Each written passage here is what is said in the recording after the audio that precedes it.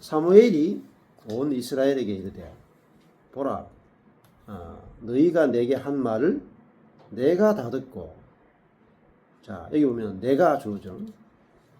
너희가 내게 한 말을, 이게 목적어예요. 초록색으로 다 되어 있잖아요. 박스 바깥에 있는 색깔이 다 초록색이라는 말은 목적어란 말입니다. 너희가 내게 한 말을 다 듣고 너희 위에 왕을 세웠다. 이렇게 되죠.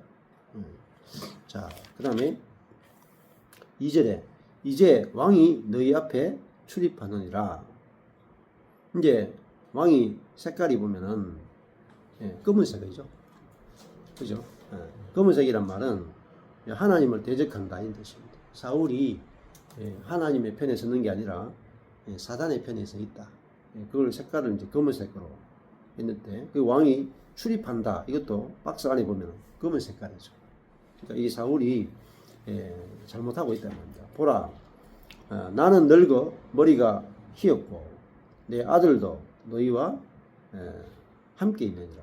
자, 아들들도 색깔이 보라색이죠.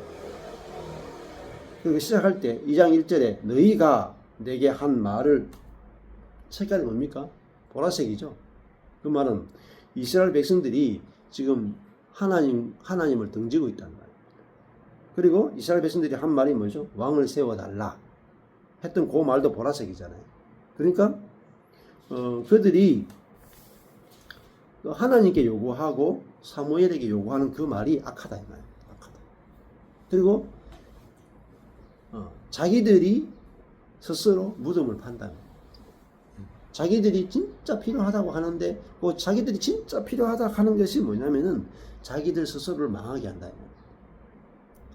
자기들이 생각하면 인간왕이 필요하죠.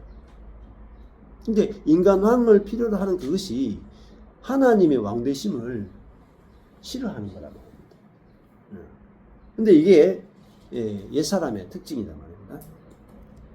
근데 어쩔 수 없이 너무너무 요구하니까 왕을 세워주는 거예요. 하나님께서 어쩔 수 없이 왕을 세워줘요. 근데 사무엘이 나는 늙어 머리가 휘었고 내 아들들도 너희와 함께 있느니라 이렇게 되어 있어요. 아들들 너희 다 보라색이죠. 그러니까 사무엘의 아들들도 지금 하나님이 원하시는 대로 서 있지 못한 그런 상태를 보라색으로 표현되어 있습니다. 자, 내가 어려서부터 오늘날까지 너희 앞에 출입하였다. 아까 이제 왕이 이제 출입하다 이렇게 했고, 사무엘도 사사로서, 왕 대신에 사사로서, 선지자로서 이렇게 출입했다. 3절에 내가 여기 있나니 여호와 앞과 그 기름 부음을 받은 자 앞에서 내게 대하여 증거하라. 자, 이게 여호와 앞과 그 기름 부음을 받은 자 앞에서 내게 대하여 증거하라. 여기서 그 기름 부음을 받은 자가 누구겠어요?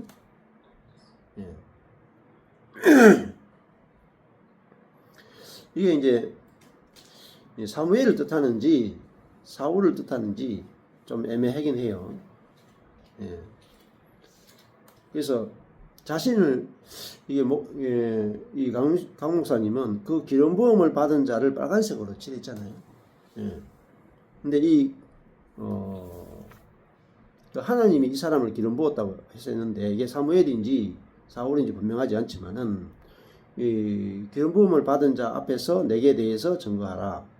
내가 누구의 소를 취하였느냐, 누구의 나귀를 취하였느냐, 누구를 속였느냐, 누구를 압제했느냐 하고, 이제 자기 지금까지 사사로서 백성들을 섬겼던 것에 대해서 불법이 있는지 죄가 있는지 물어보는 거죠.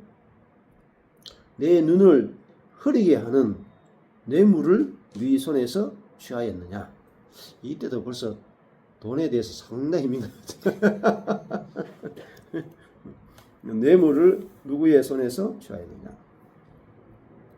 그리하였으면 내가 그것을 너희에게 갚으리라. 그러니까 아주 당당하게 사무엘이 이 백성들 앞에서 자기가 지금까지 사사로서 살아왔던 삶에 대해서 당당하게 이제 이야기를 하고 있습니다. 4절에 그들이 가로되 당신이 우리를 속이지 아니하였고 압제하지 아니하였고 네 손에서 아무것도 취한 것이 없나이다. 자, 이렇게 사무엘이 그들 앞에서 사사로서 너무너무 잘했단 말이에요.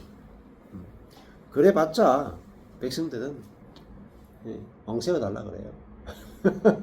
그러니까 아무리 잘해도 사람들은 마지막에 가면은 자기가 원하는 것을 구하게 돼 있어요. 그러니까 사무엘의 목회도 어떻게 보면 실패죠. 그렇잖아요. 이렇게 잘했는데도 불구하고 이 백성들은 왕을 세워달라 하면서 하나님을 대적하는 쪽으로 타락해 버렸다. 자, 그래서 이제 우리도 목회를 내가 이렇게 사무엘처럼 선하게 하느냐 악하게 하느냐 이 별로 안 중요해요. 왜냐면은 내가 아무리 선하게 해도 결국 없더라고요. 저도 전반기 목회는 어떻게 하면은 선한 목회를 할 것인가 해서 저의 뭐 모든 것을 다 갈아 넣어 가지고 선하게 목회했다. 그리고 이제 쫄딱 망했죠. 그런데 그때 뭘 몰랐냐면은 인간의 부패성을 몰랐어요. 인간은 전형적인 사람은 이 죽음이 필요한 이유를 몰랐습니다. 그때는 제가. 그러나 죄 용서받으면 되는 줄 알았어요. 그래서 이 제사장도 그렇잖아요. 사무엘하고 제사장도 백성들이 오면은 죄만 씻어주는 거야. 죄만 매번 죄 지으면 죄만 씻어주는 거야. 근데 바깥에 있는 죄는 씻어주는데 속에 있는 이 죄는 전혀 씻을 수가 없는 거야. 그래서 사무엘이 정말 어마어마한 사사면서 선지자면서 사무엘이 진짜 잘못한 게 이런 기억납니까? 성경에 사무엘이 죄 지은 게 기억나요? 없어요. 완벽해요. 그리고 사무엘은 그 선지자 학교 세워서 기름 부음이 말도 못해. 그러니까 선지자 학교를 통해서 성령의 기름 부음이 어마어마했단 말이에요. 성경에 사무엘 같은 사무엘의 생애를 읽으면서 제가 충격받았다니까요. 우리는 사람들 오면 이렇게 안수해야 뭐 기름 부음 받고 가잖아요. 근데 그 사울하고 또 군대 장관이 사무엘 잡으러 가는데 가다가 바로 저 멀리서 입신대로 본다니까. 만나지도 않았는데 예언자가 되어 본다니까. 자, 그 정도로 어마어마한 그 기름 부음이 있던 이 사무엘이고 이 선지자인데 백성들을 이렇게 잘 섬겼단 말이에요. 그래도 백성들의 그 속에 있는 이 부패한 본성은 1도 바꿀 수가 없다 이 말입니다. 그래서 우리는 뭐가 필요하냐면은 십자가가 필요한 거예요. 십자가. 자, 십자가는 그 전형적인 사람이 죽어야 된다는 거죠. 죽고 완전히 새롭게 부활하고 새롭게 태어나야만 그러니까 이 부패성을 이길 수 있다 하는 거죠. 자, 5절에 사무엘이 백성에게 이르되 너희가 내 손에서 아무것도 찾아낸 것이 없음을 여호와께서 너희에게 대하여 증거하시며 그 기름 부음을 받은 자도 오늘날 증거하느니라. 그러니까 아마 여기 보면은 그 기름 부음을 받은 자도 증거하니까 두 증인이 있으니까 확실하지 않겠어요? 성경은 이제 증인이 2명이면 확실하다고 보거든요. 그들이 가로되 그가 증거하시나이다. 하나님이 사무엘의 모든 사사로서의 삶에 대해서 모든 백성들이 다 인정을 해줬습니다. 사무엘이 백성에게 이르되 모세와 아론을 세우시며 너희 열조를 애굽 땅에서 인도하여 내신 이는 여호와시니. 자, 여기 보면 여호와께서 여기 이제 주어가 모세와 아론을 세우시며 너희 열조를 애굽 땅에서 인도하여 내시니는 여기다 주어예요. 그러니까 인도하여 내시니는 스스로가 여호와 신이 이렇게 돼요.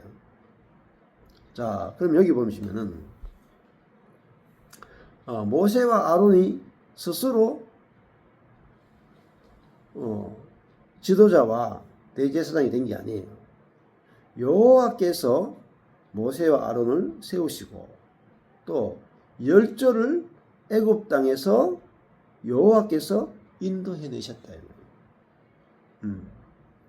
자, 이걸 보면은 하나님은 어떻습니까?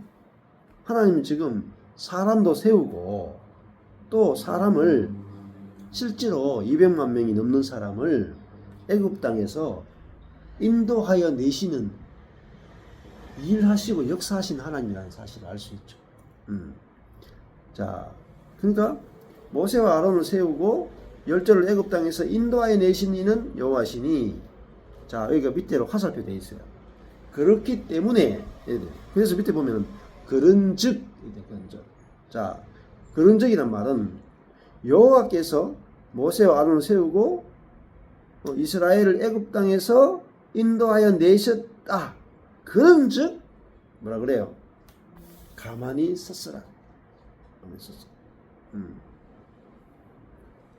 야, 그래서 이 하나님 앞에서 여러분이 서 있으라.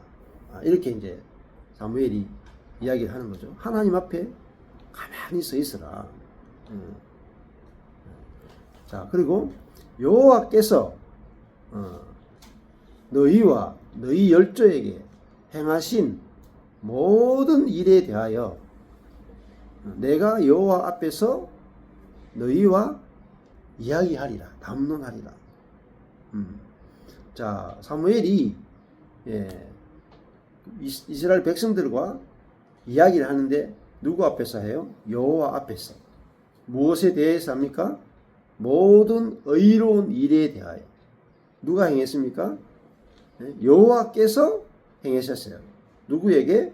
너희와 너희 열조에게 행하신 모든 일에 대하여 그 백성들과 여호와 앞에서 이 사무엘이 이야기를 하는 거죠.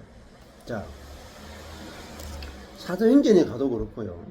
사도행전에 가면 베드로가 설교할 때도 그렇고, 스데반이 설교할 때도 그렇고, 지금 사무엘이 설교할 때도 그렇고, 모세가 설교할 때도 그렇고, 항상 똑같이 설교해요. 공식이 뭐냐면 하나님이 이렇게 행하셨다. 그게 설교예요, 설교. 근데 백성들은 항상 그걸 까먹어요. 그래서 하나님이 행하신 일을 다시금 이야기하고 기억하게 하고, 이게 설교죠. 그래서 사무엘도 지금 이거 아는 거잖아요. 아는 거. 다 아는 건데 또 이야기해요. 모세와 아론을 세우고 열조를 애굽 땅에서 인도하여 낸 거, 이거 이스라엘 백성들이 뭐 모르겠습니까? 근데 지식으로 아는 거하고 실제로 아는 건 다르단 말이에요. 그래서 예를 들면 지식으로 안다는 게 뭐냐면 이거예요. 그래, 하나님 모세를 80세에 찾아온 거 아시죠? 여기 다 아시죠? 그죠? 그 모세 데리고 200만 명 데리고 광야를 애굽에서 탈출시켜서 광야를 40년 다 먹고 마시게 해서 이끄는 거 다 아시죠? 자, 그거 모르는 사람 잘 없어요. 대부분 교회 다니는 사람 다 알아. 근데 뭘 모르냐면은 그 하나님이 나도 애굽에서 건져내고 나도 광야 속에서 40년 동안 먹이시는 그 모세를 세워서 이스라엘 백성들을 이끌었던 그 하나님이 지금 살아계시는, 그때나 지금이나 하나님은 변치 않는다. 어제나 오늘이나 내일이나 영원토록 변치 않는다는 사실을 몰라요. 그러면은 그게 뭐냐면 하나님을 모른다는 거예요. 그러니까 지식으로 아는 거하고 실제로 아는 것은 다른 이야기다. 다른 이야기다. 그래서 지금 사무엘은 실제를 이야기하는 거예요. 실제를. 하나님이 모세와 아론을 세우고 열조를 애굽 땅에서 인도하여 냈다면 지금도 우리를 이 가나안에서 주변에 많은 이방 나라들이 있잖아요. 그들 가운데서 우리를 인도하시고 그들을 이기게 하시고 하나님이 다 하실 거 아니에요.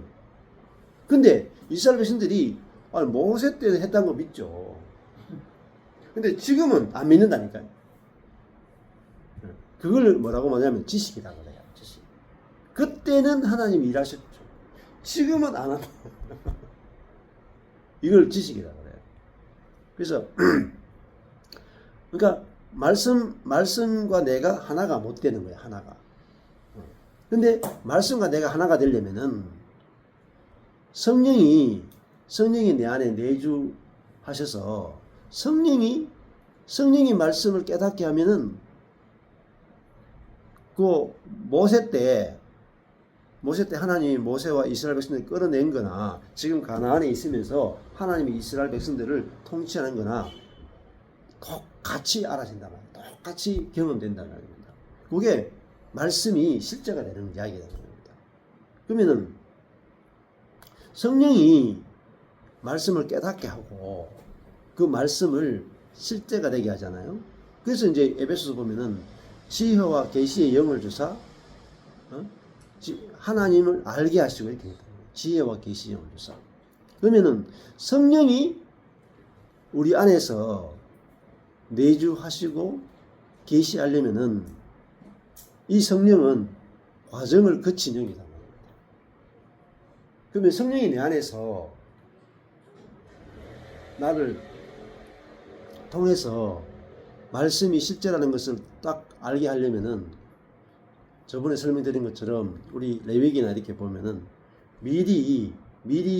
통밀이 갈아져 가지고 밀가루가 될 때 그 밀가루에다가 기름을 딱 바르면은 기름과 밀이 딱 하나가 돼 가지고 그것이 하나님이 드시기에 좋은 양식이 된다 그랬어요. 그러면은 이 통밀일 때는 그 성령이 그 안에 침투를 못 한단 말이에요. 그래서 통밀을 딱 갈아가 죽이죠. 그러니까 죽은 자에게 뭐가 오셨어요? 부활의 성령이 온다고요. 죽은 자에게 와서 그 죽은 자를 부활시키는 게 생명의 성령이다. 그러면 살아있는 놈한테는 부활의 성령이 올 수가 없어요. 이 부활의 성령이 와서 이 죽은 자를 부활시키고 우리 속에 와서 부활시킨단 말입니다. 그러니까 이게 내가 죽었구나가 얼마나 중요한 게 아셔야 돼요. 십자가에서 예수님이 죽고 부활하고 난 다음에 승천한 다음에 성령을 우리 안에 내주하게 하셨거든요. 그러면은 죽음이 있었기 때문에 부활이 있었기 때문에 성전이 있었기 때문에 성령이 우리 안에 내주하는 거예요. 그럼 우리도 내가 그리스도와 함께 죽었다가 알아져야 우리 안에 성령이 내주가 경험되고 성령이 내 안에서 제한 없이 흘러나온다. 제한 없이. 그러니까 이걸 아는 게 너무너무 중요하고 그래서 이번에 이제 제가 그 설교 했었잖아요. 우리가 이게 그림 있잖아요. 그림. 옛날에 우리 서양 미술사 한국 미술사 보면은 그런 이야기 있잖아요. 어떤 우리나라 김홍동 가도 누군지 모르겠다. 신윤복인지 모르겠다. 신윤복이 그림을 너무 잘 그려가지고 나무 그리고 그랬는데 이게 진짜 나무인 줄 알고 새가 이게 예? 설거. 이것도 공부를 좀 해야 돼. 예, 설거가 그래서 그런 것 같아요. 예, 하도 오래돼가지고 그러니까 이 그림을 너무 잘 그려가지고 이 새가 날아가다가 부딪혀가 떨어졌다 이 말입니다. 그러니까 이 진짜 가짜 그림이잖아. 가짜 나무잖아요. 근데 막 진짜 같단 말입니다. 근데 그거하고 진짜 나무하고는 다르죠. 이게 만약에 솔거가 이게 호랑이를 쫙 그렸다고 칩시다. 그럼 지나가는 사람들이 그림인데도 놀란단 말입니다.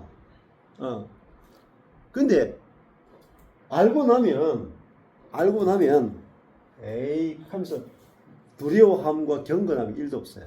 알고 나면은 딱 한 번 놀래. 솔고 그리면 딱 한 번 놀랜다니까. 호랑이한테 딱 한 번 놀래. 근데 이 동물원에 갔다고 칩시다. 동물원에 가면은 이제 호랑이 보면은 진짜 있잖아요. 볼 때마다 조금 무시무시해. 근데 이게 철창이 이렇게 있잖아요. 근데 가까이 가면 갈수록 더 무섭죠.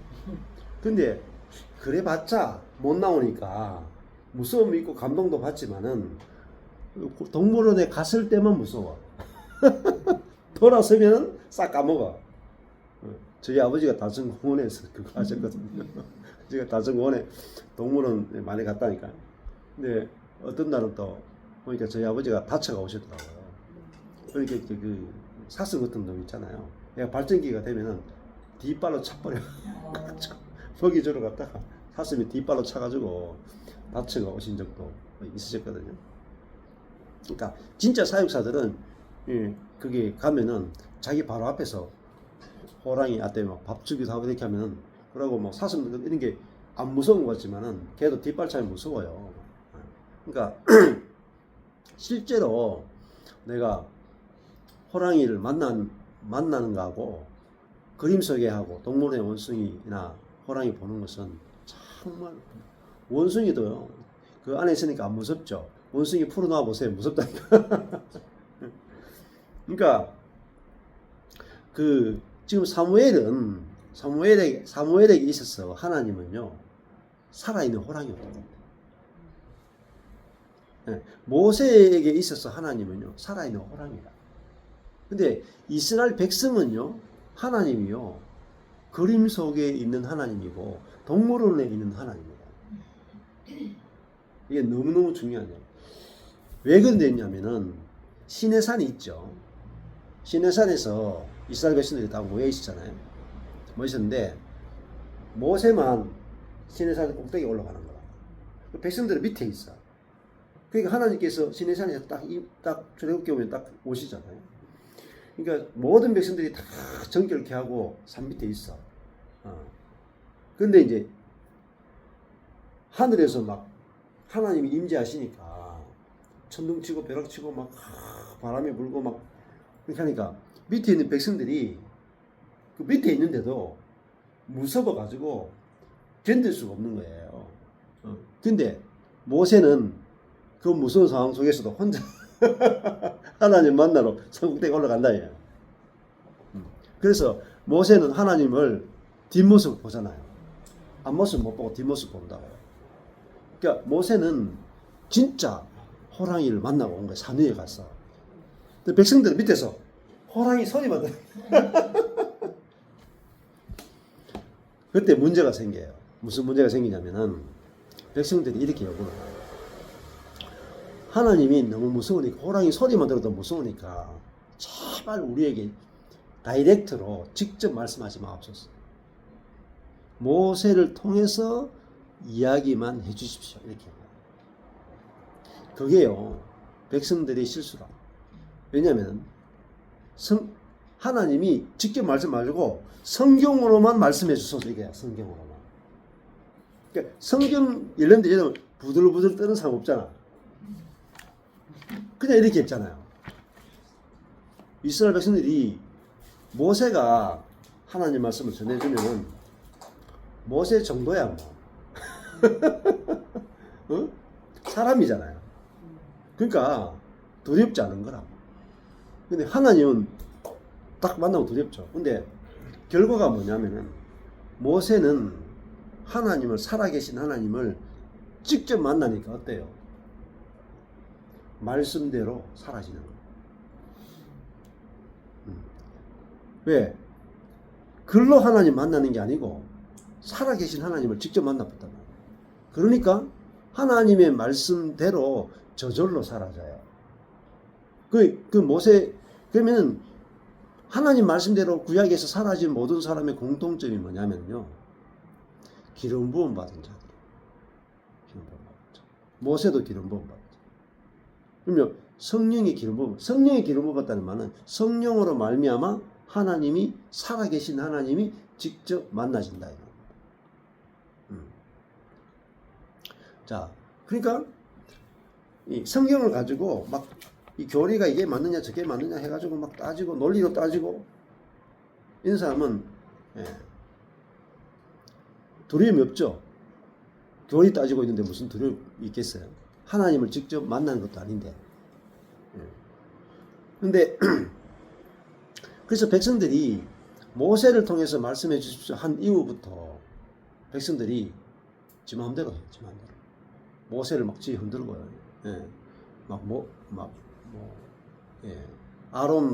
아론에 대해서도 막 들이받고 이러잖아요. 왜냐면은 하나님을 모르는 거예요. 살아계신 하나님에 대해서 전혀 인식이 없다는 겁니다. 그래서 이 빨간색을, 이 성경이 빨간색을 통해서 하나님, 예수님, 성령님을 계속 칠을 하는 이유가 그 하나님을 보라는 거예요.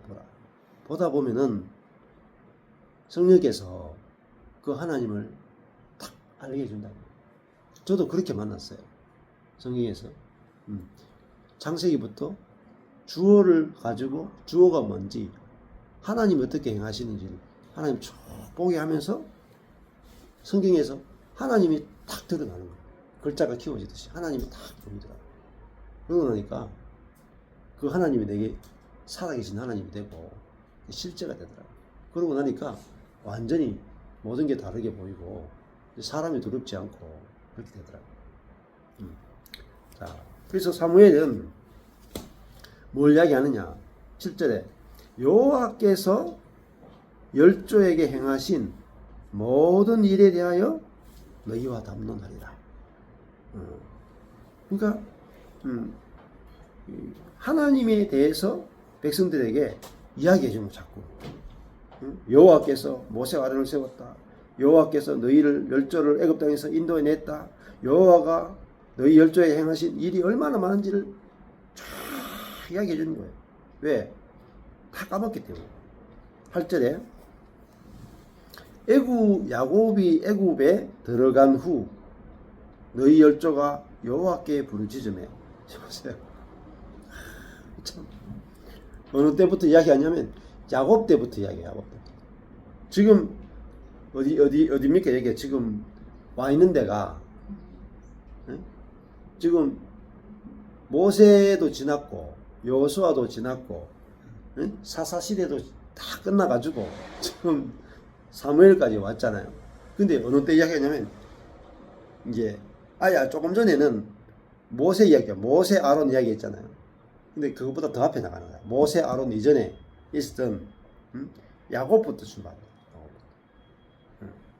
왜 이런 이야기 하냐면은 하나님이 어떤 일을 행하셨는지를 아는 게 이게 복음을 아는 거예요. 근데 여기서 우리는 하나님께서 어떤 일을 행하셨는지를 알 때 우리가 지금도 하나님께서 어떤 일을 행하시는지를 안단 말이에요. 그래서 야곱이 애굽에 들어간 후 너희 열조가 여호와께 부르짖으매. 자, 애굽에서 430년 동안 400년 정도 종노릇 할 때잖아요. 그때 너희 열조가 여호와께 부르짖었다. 그랬더니 여호와께서 모세와 아론을 보내주셨다. 주어가 여호와죠. 여호와께서 보내사 그 두 사람으로 너희 열조를 애굽에서 인도하여 내어 이곳에 거하게 하셨으나. 자, 여기 보면요. 모세와 아론이 열조를 애굽에서 인도하여 낸 게 아니에요. 자, 모세와 아론은 뭐예요? 목적어죠. 자, 8절에 여호와께서가 주어고 모세와 아론은요 목적어예요. 보내사가 스스로죠. 그러면 여호와께서 모세와 아론을 보내사. 그 다음에 두 번째가 여호와께서 인도하여 내어. 세 번째 거하게 하셨으나. 요 서술어가 세 개예요. 여호와께서 모세와 아론을 보내사 첫 번째고, 그 다음에 너희 열조를 애굽에서 인도하여 내어. 세 번째 이곳에 거하게 하셨으나. 자, 그러니까 하나님이 세 가지 일을 하셨다는 거예요. 열조가 여호와께 부르짖으니까 여호와께서 첫 번째 모세와 아론을 보냈고, 두 번째 그들을 애굽에서 인도하여 냈고, 세 번째 그들을 가나안에 거하게 하셨다. 주어가 여호와예요. 근데 이것이 얼마나 큰 일입니까? 애굽에서 나오는 것도 어마어마한 능력이 아니고는 못 나오고, 가나안을 정복해서 가나안에 가는 것도 이건 인간의 힘으로 안 되는 것들이잖아요. 그래서 주어가 여호와예요. 여호와가 보내고 여호와가 인도하여 내고 여호와가 거하게 하셨다. 왜 모르냐 이 말이에요. 왜 모르냐. 지식으로는 아는데 이게 역사가 아니냐, 역사. 실제로 너희들이 지금 여기 있는데 여호와가 보내고 인도하여 내고 거하게 하셨지 않느냐.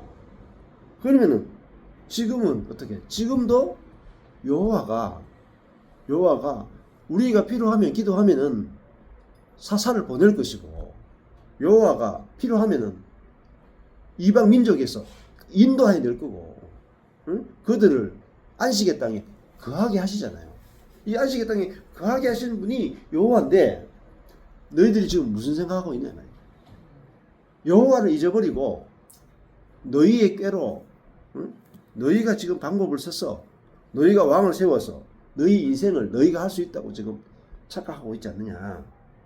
그 설교를 이제 과거를 가지고 지금 이야기하고 있다. 근데 이걸 읽을 때 보세요.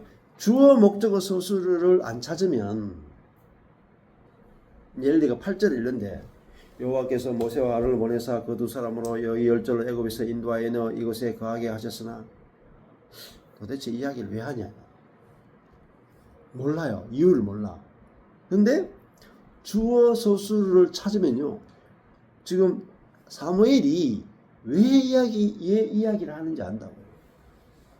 여호와가 주어가 안 된단 말이에요. 지금 이스라엘 백성들은 여호와가 주어가 안 돼 있어. 자기들이 주어가 돼 있는 거예요.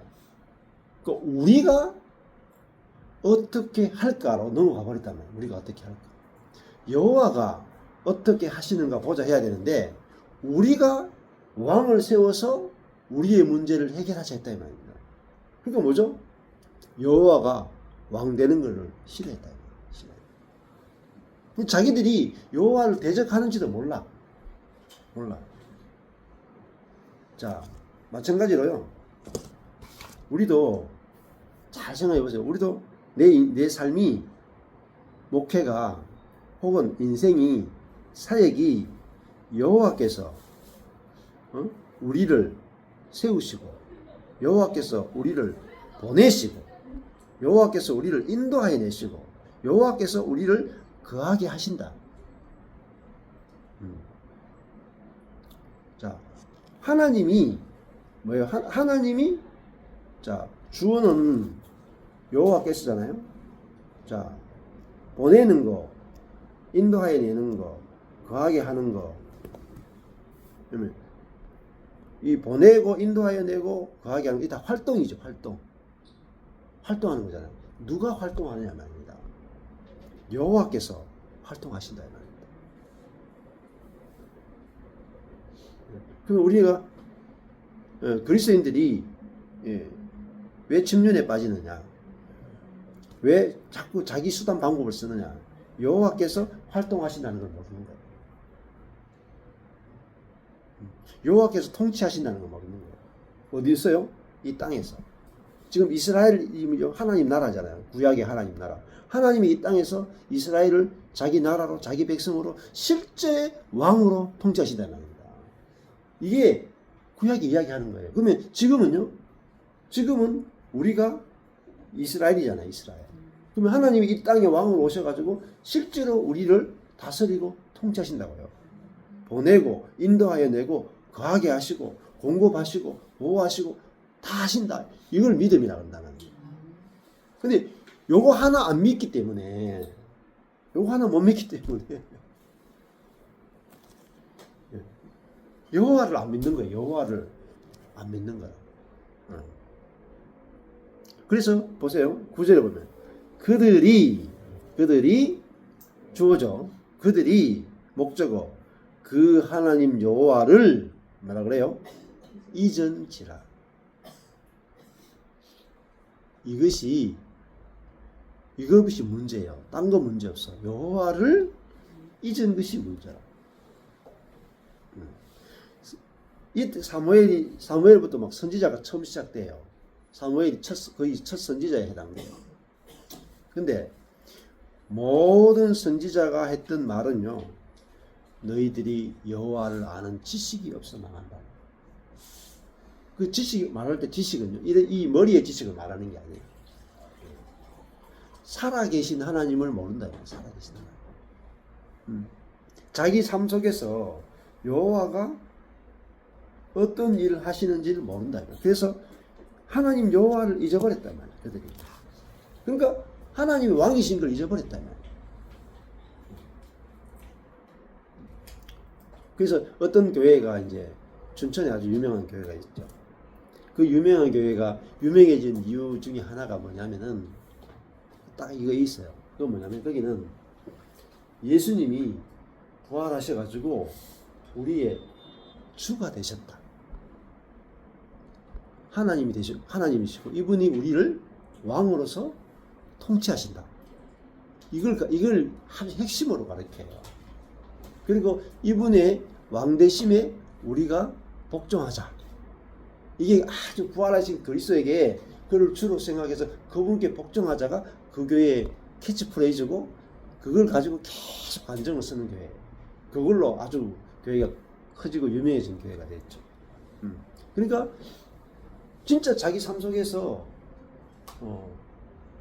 그리스도는 부활해서 살아계시고 그분이 내 삶 속에서 통치하는 주가 되셨고 그분의 통치에 내가 날마다 그분의 눈앞에서 복종하며 살아가자. 이 간증을 매일 써요. 매일 써.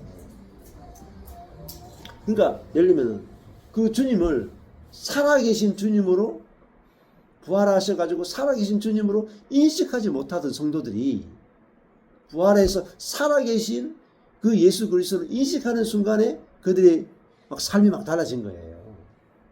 근데 유통기한이 좀 짧아서 그렇죠. 하나님, 예수님이 부활해서 살아계시는구나. 하늘 보좌에 통치하고 계시는구나. 이걸 실제로 계속 반복해서 얘기해 주는 거예요. 계속 반복해 주니까 성도들이 거기에서 눈이 떴단 말입니다.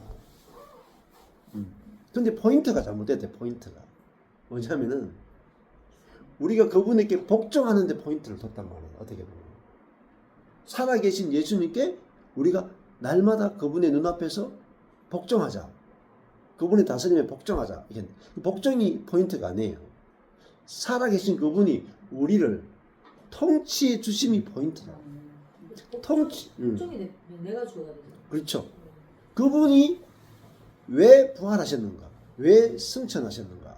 하늘 보좌 우편에서 성령을 우리 가운데 보내서 우리를 통치해 주시기 위해서 그분 하늘 보좌 우편에 앉으셨다는 거예요. 내 안에 내주하신 것은 나를 저절로 통치해 주신다. 그러면은 성령이 내 안에 돌았다는 말은 하나님이 내 안에 들어오셔가지고 실제가 됐단 말이에요. 살아있는 호랑이가 됐다. 보세요. 하나님이 하늘에 계신 거하고 하늘에서 나를 다스리는 거하고 내 안에 들어와서 다스리는 것은요 차원이 달라요. 예를 들어 여기서 우리나라 달나라에 이게 쌌어요.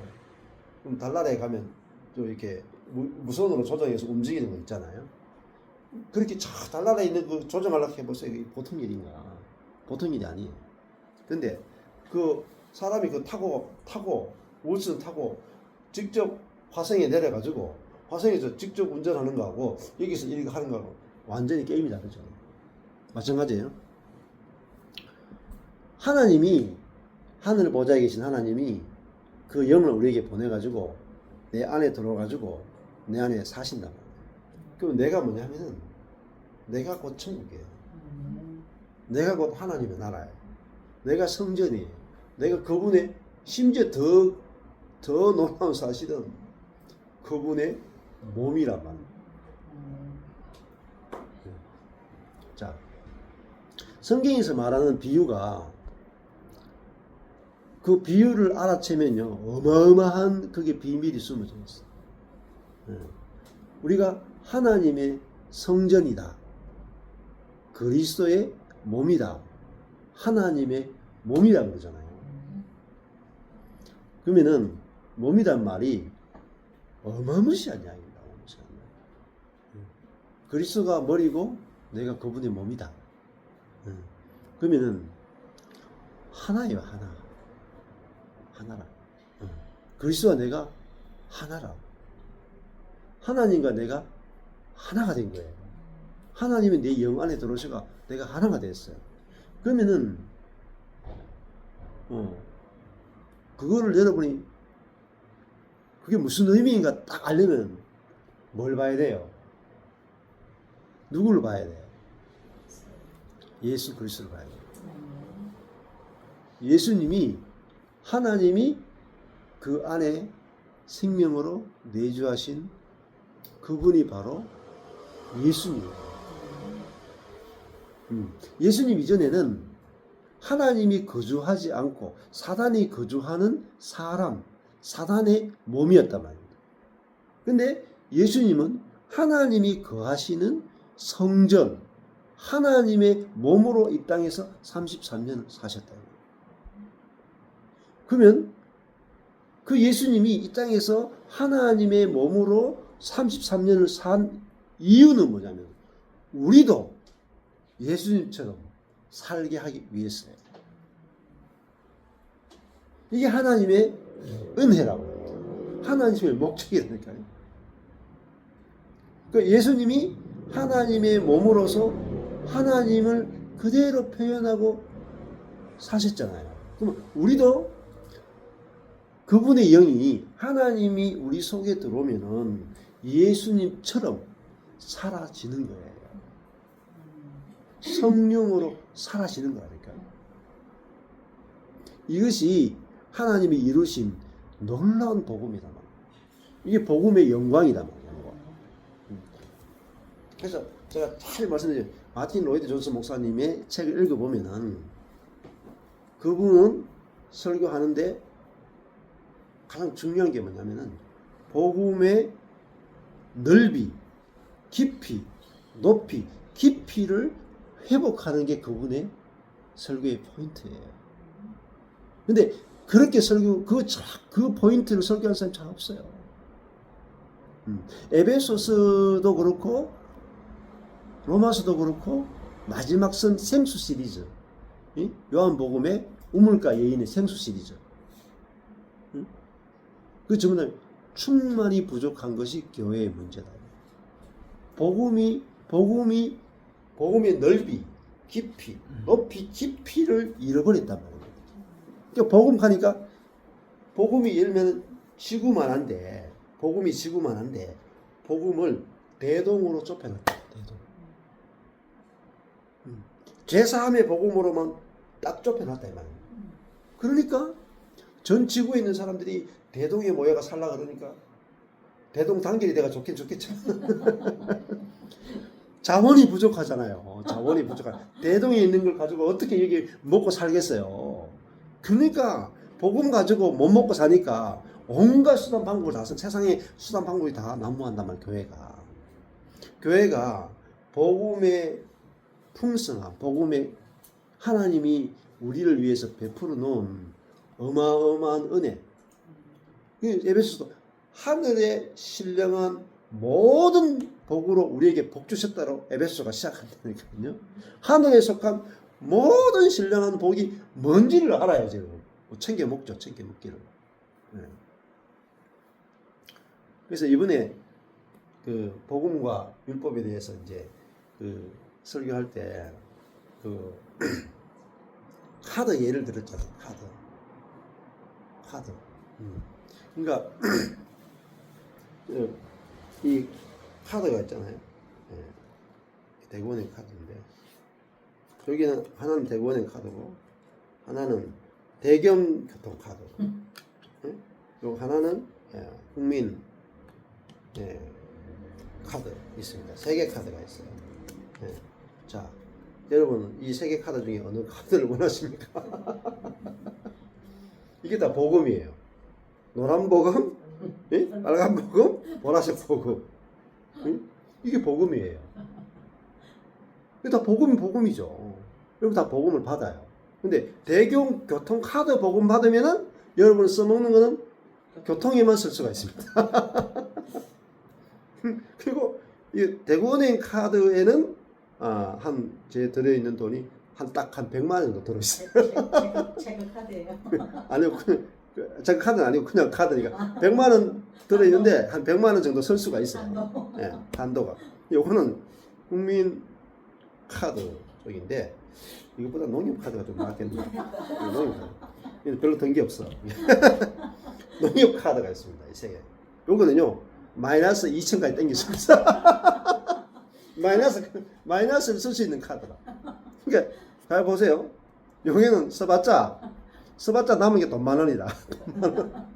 요거는 100만 원. 요거는 한 2천까지 땡길 수가 있어. 그러면 이게 복음이라니까요. 근데 여러분이 대부분요 처음에 예수 믿을 때 받는 복음, 예수 믿으면 천당 간다 하는 복음 요거 대경 교통 카드 복음이다. 천국으로 가는 교통 카드.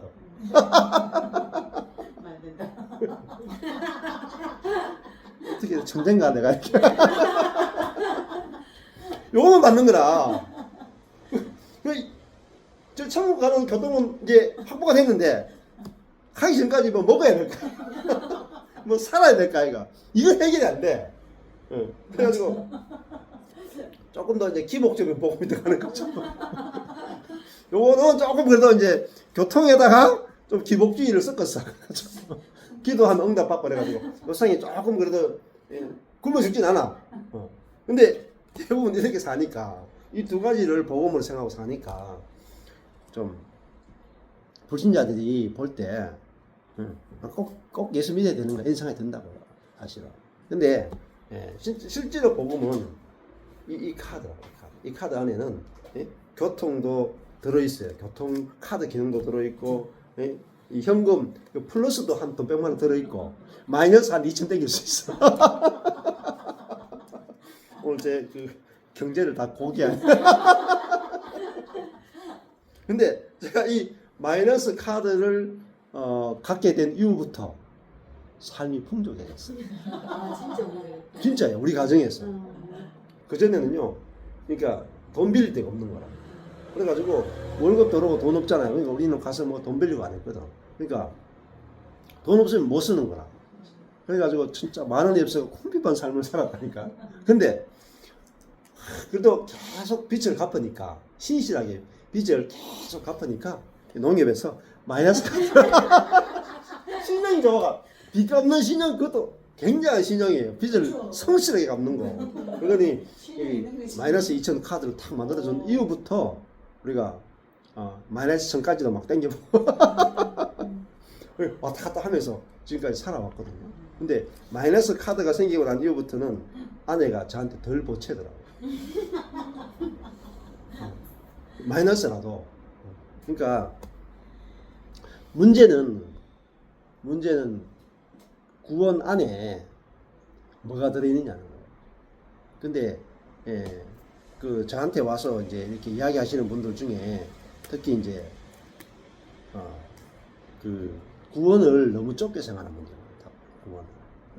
죄사함의 구원만 구원이라고 생각하고 그 부분이 확실해야 된다라고 이렇게 이야기하는 분들이 많아요. 근데 구원을 죄사함만을 구원이라고 딱 정해놓으면은 여러분 심각한 문제가 생겨요. 그게 뭐냐면 한국 교회의 문제는 구원이라고 하는 그 범위를 좁힌다는 문제가 있어요. 그러면 내가 제3의 구원이 진짜 구원이라고 생각하고 그러면은 내가 구원 받았죠. 이게 제3의 구원이에요. 천국 가는 카드 받았어요. 그럼 천국 가는 카드 받았죠? 그럼 천국 가죠. 삶은요, 개판으로 살아요. 진짜 개판으로 살아요. 네. 죄사함도 다 받아봤잖아요. 한 번 죄사함은 영원하니까. 네? 죄사함 받았으니까 개판으로 사는데 구원의 확신은 또 엄청나. 삶은 안 나와요. 왜 그러냐면은 구원을 죄사함 이게 뭐죠? 휘페르 그리스도께서 우리를 위하여 죽으셨다 할 때 그 위하여가 우리를 대신하여 죽은 것 더하기 포함하여 죽은 것이 같이 들어있는 걸 구원이라고 그래요. 이 진짜 구원을 잃어버리고 예수님이 내 대신 죽은 것만을 구원으로 만들어 놓은 순간에 어떻게 되겠어요? 여러분, 예수님이 내 대신 죽었으니까 나는 안 죽어도 되죠. 그죠? 난 천국 따놨어. 천국 가는 티켓 따놨어. 그러니까 이걸 김세현 교수가 뭐라고 하냐면 한국교회는 구원파식 구원론이다. 그럼 삶은요 마음대로 살아야 돼. 대신에 상급이 좀 없겠죠. 이런 식으로 생각하는 거야. 그래서 심각한 문제란 말이에요. 그래서 김세현 교수님이 하신 작업 중에 하나가 뭐냐면 구원의 개념을 확대시킨다. 구원의 개념이 구원파식 구원의 개념을 갖고 있으면 안 된단 말이에요. 성경이 안 열려요. 구원을 죄에서만 구원하는 게 아니고 죄와 악과 죄는 우리가 죄 지은 것에 대한 용서 개념이죠. 근데 악은 우리 속에서 악이 나오는 거예요. 악이 죄와 악과 그 악이 나와서 고난을 만들어낸다고요. 고난을 이게 전부 다 죽음의 정상들이에요. 이 죄와 악과 고난에서 다 해방시키는 것을 구원이라고 합니다.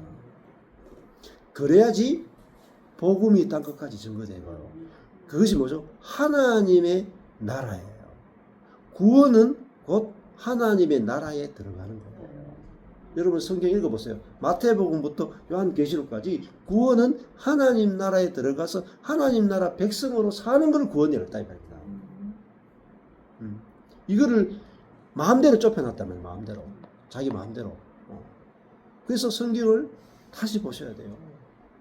열매 없이 못 들어가요. 사실은 열매 없이.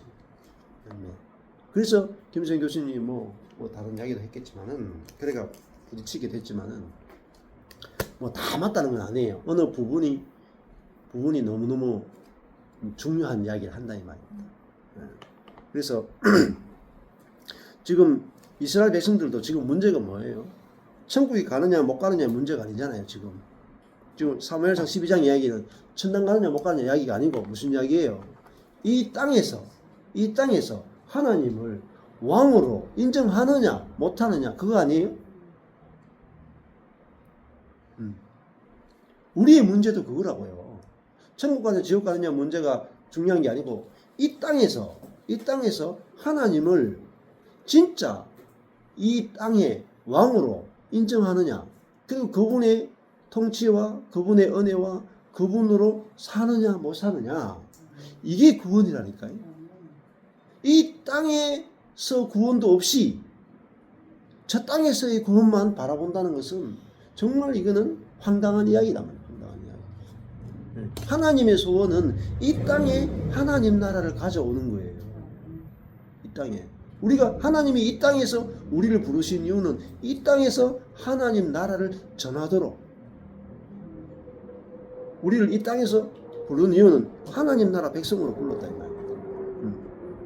그러니까 이걸 모르면은 하나님 목적대로 안 사라진다. 그래서 여기도 문제는 뭐냐면은 지금 하나님의 백성이 이스라엘은 하나님 백성이 하나님을 왕으로 인정하지 않는 거라고. 이 문제를 다루고 있어요. 우리의 모든 신앙의 문제는 이 문제란 말이에요. 하나님을 이 땅의 왕으로 인정하느냐 말이에요. 이 땅의 왕으로. 이 땅에 하나님 나라가 임했다라고 아느냐 말이에요. 이거는 뭐 그러면 하나님께 막 복종하느냐 이런 개념이 아니라니까요. 하나님의 나라가 이 땅에 왔다는 말은 무슨 말이냐면요. 결핍 김세현 교수님으로 지금 표현을 지금 이런 거예요. 성경에도 마찬가지예요. 이 땅은요 사단이 통치하고 있는데 사단이 통치하면 특징이 뭐냐면 결핍이에요. 무한하신 하나님께서 떨어져 가지고 무한자이신 하나님께 떨어져 가지고 우리의 유한한 자원으로 천국을 만들자 이게 세상을 부른다. 근데 무한하신 하나님이 유한한 세계에 들어오셨다 이 말입니다. 얼마나 좋은 거예요. 마치 이거와 똑같아요. 그 핵 잠수함이 있는데 잠수함의 생명은 뭐냐면 바다 속에서 얼마나 오랫동안에 있으면서 위로 안 올라올 수 있느냐예요.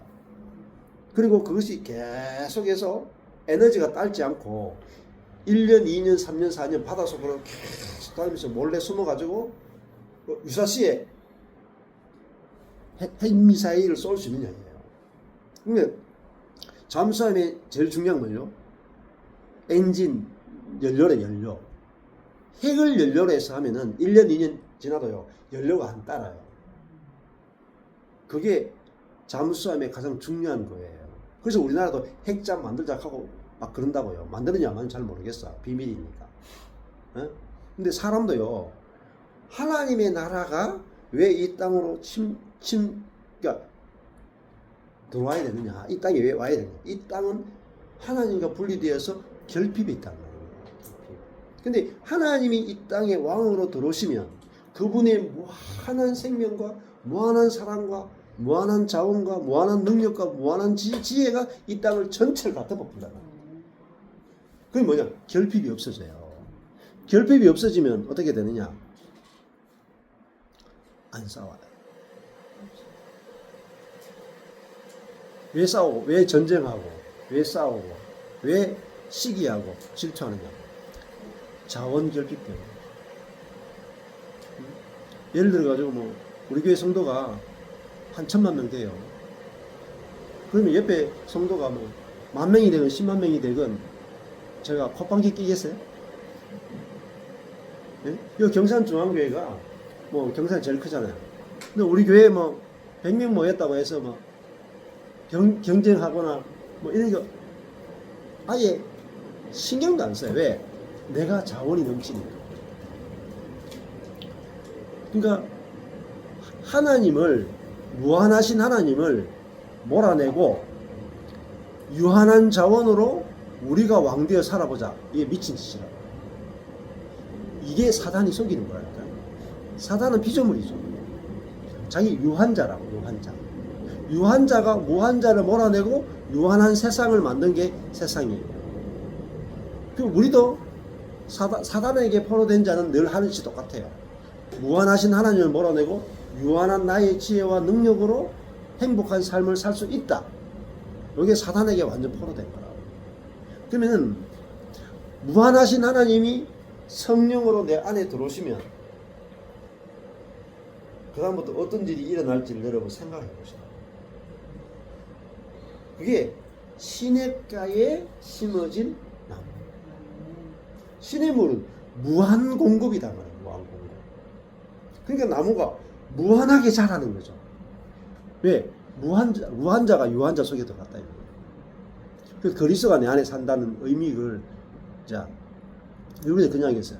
아까 전에 이게 갈라디아서 2장 20절입니다.